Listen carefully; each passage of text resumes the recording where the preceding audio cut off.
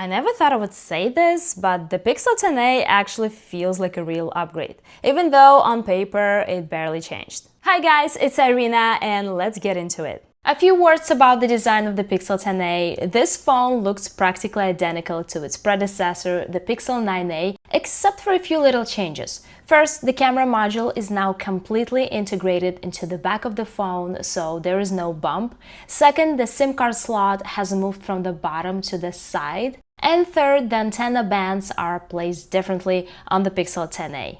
As usual, the Pixel 10a comes in a really nice range of colors. I picked lavender and this is such a nice finish. By the way, which one would you pick? Let's talk about the display. This is a 6.3-inch OLED panel, just like the Pixel 9a, and while I expected this display to feel exactly the same as the one on the Pixel 9a, this display does feel different. The first thing that makes a big difference is the adaptive tone feature, which we usually see on the more expensive Pro models. It feels like nobody talks about it, but this feature makes the display colors look completely different. They appear warmer and more comfortable for the eyes when compared to the cooler tones on the Pixel 9a. And I would say the viewing experience on the Pixel 10a feels closer to the more expensive Pro models. There are also a few other upgrades. The biggest one is the more durable glass, which makes the display more resistant to scratches and drops. The new display is also brighter and it finally has slightly slimmer bezels. When it comes to brightness, yes, you can notice the difference. The Pixel 10a is slightly brighter. I can't say it's a huge upgrade, but it's still nice to have an extra few hundred nits, especially outdoors. All in all, this phone is good in terms of brightness. I have no complaints, especially taking into account that this Pixel 10a has the same brightness as last year's flagship Pixel 9 Pro. Moving on to the camera. As usual, the Pixel 10a doesn't have a telephoto lens. You get a dual camera setup with a main camera and an ultra-wide. In terms of hardware, this is the same setup as on the Pixel 9a, and it has its own advantages and limitations. The main camera is very good on this phone. You will get really nice and sharp-looking photos. The ultra-wide camera also performs well, especially in good lighting. The biggest downside is the lack of a telephoto camera, so 2x zoom is the only reliable option here. If you zoom in further, photos start to lose sharpness. By the way, the maximum zoom is 8 times for photos and 5 times for videos.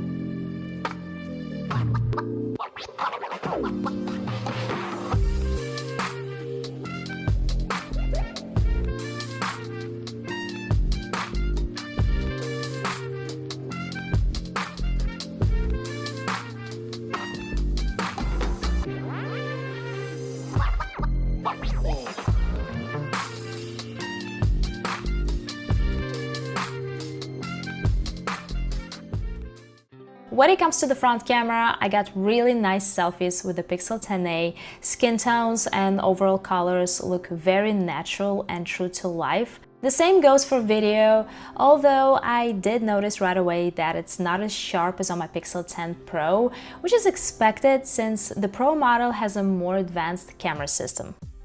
By the way, while making this video, I used Quick Share to send all these photos and videos to my Mac. This feature rolled out in November 2025, so now you can easily airdrop/quick share photos between Pixel and Apple devices, and that's such a game changer. I know a lot of people who use a Mac and a Pixel as their daily driver or are thinking about switching to Pixel, so yeah, this update is big. Now let's talk about battery life. This phone has a 5100 mAh battery, just like the predecessor. With moderate use, this phone lasts me around 32 hours, give or take, so the battery life feels pretty much the same as the Pixel 9a. But we get a pretty solid upgrade when it comes to charging. The Pixel 10a supports faster charging than its predecessor. It takes around 1 hour and 25 minutes to fully charge this phone from 0% to 100. And last year, when I did the same test with the Pixel 9a, it took 1 hour and 50 minutes. So basically 2 hours. So yeah, that's a pretty good upgrade. By the way, for the test, I used this 45-watt charger, but if you have this 30-watt charger, you will still get the same results. So no need to upgrade your power adapter if you already have this one. The new Pixel 10a also got better when it comes to wireless charging, so if you use wireless charging a lot, you will also notice some improvement. Now let's talk about the main security features. We have the same optical fingerprint sensor on the Pixel 10a, just like on the Pixel 9a, so it's not the best. It will struggle with wet fingers, but overall it works well and it's pretty fast. Face unlock is also unchanged, which is actually a good thing. Pixel use more secure face recognition tags, so you can sign in to banking and health apps. I personally really appreciate this feature. Now let's talk about speakers. As I mentioned earlier, the SIM card slot moved to the side, so now we get this nice symmetrical bottom on the Pixel 10a, but only the grill on the right is a speaker, the one on the left is for the mic. There are no real upgrades in the speaker department, so you're getting pretty much the same experience as on the Pixel 9a in terms of sound quality. These phones don't sound exactly the same, but it's not like one sounds better than the other. By the way, the new Pixel 10a features updated Bluetooth 6, so you might notice better consistency when using earbuds. Speaking of other new features, the Pixel 10a now has satellite SOS. It lets you reach emergency services even if you have zero signal or Wi-Fi. This feature is not something you will use every day, but it's definitely very important to have. Now let's talk about customization, and I really like the icon customization that came with the March update. You now have a lot more options for how your icons can look. You can change the appearance of every icon if you don't like it, and the best part is that you can apply the new design to every single app, not just the system apps. My only complaint, and it's something I've had for a while, is that there is still no simple blur effect for the home screen wallpaper. A lot of the time the wallpaper and the icons don't really work well together. Everything just looks a bit messy and there is not enough contrast between them. So a simple blur would make everything look so much better. I feel like almost every phone has this by now, and I've been waiting for it to come to Pixel. Hopefully we'll get it soon. Now let's talk about performance. Surprisingly, this phone is powered by last year's Tensor G4, but Google had its own reasons for that. Honestly, I can't complain. This phone is very snappy and fast. The whole experience has been buttery smooth with this phone. Whether it's gaming or video editing, everything feels fast.